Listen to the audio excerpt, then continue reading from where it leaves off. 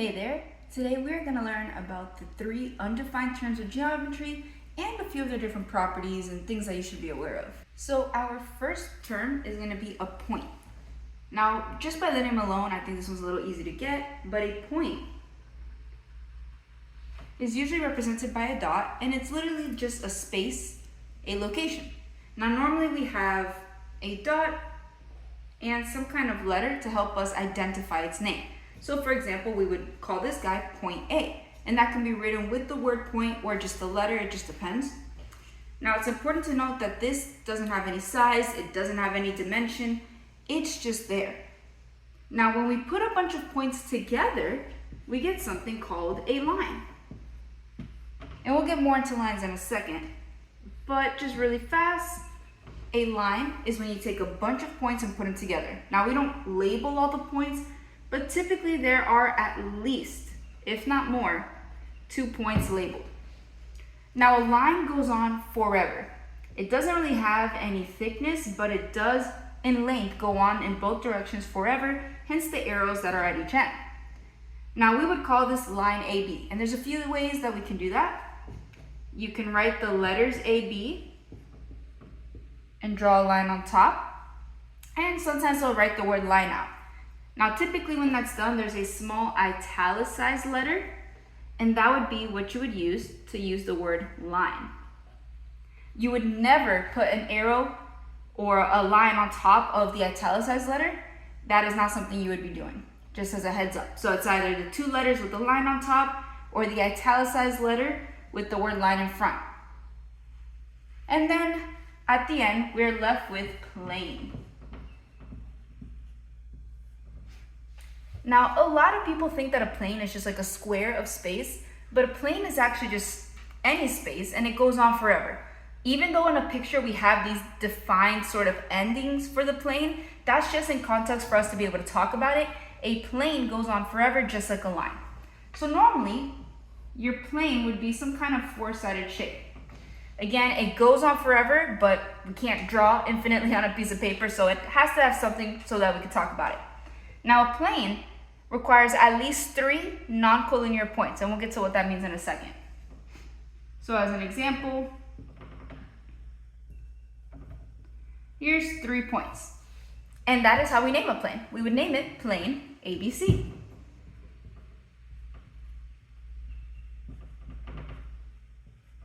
Notice I did not draw any arrows above it.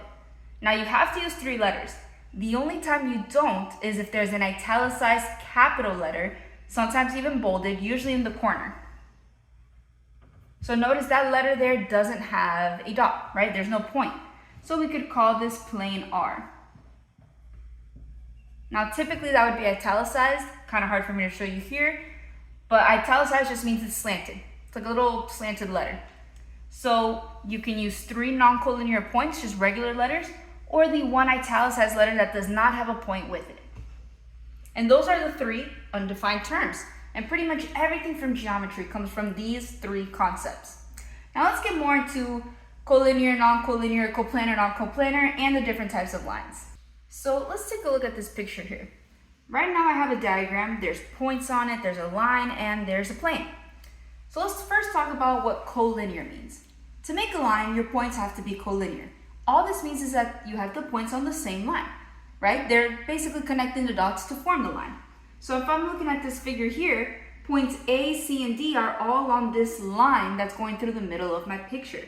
So I would say points A, C, and D are all collinear. However, once you bring in B or E, all of a sudden we're looking at non-collinear points because B and E are not on that same line. So as an example, there's more than one answer. I could say A, B, and C are non-collinear, or E, C, D, or E, C, B. If they are not on the same line, just 1 point, not on the same line, they are not collinear. Now, coplanar is a little different. They don't have to be in the same line, they just have to be inside the same plane. So anything inside this sort of box, which remember, the box is infinite, but anything inside this box is coplanar. So points B, C, E are coplanar. However, anything outside of this box, so points A and D, would be non-coplanar.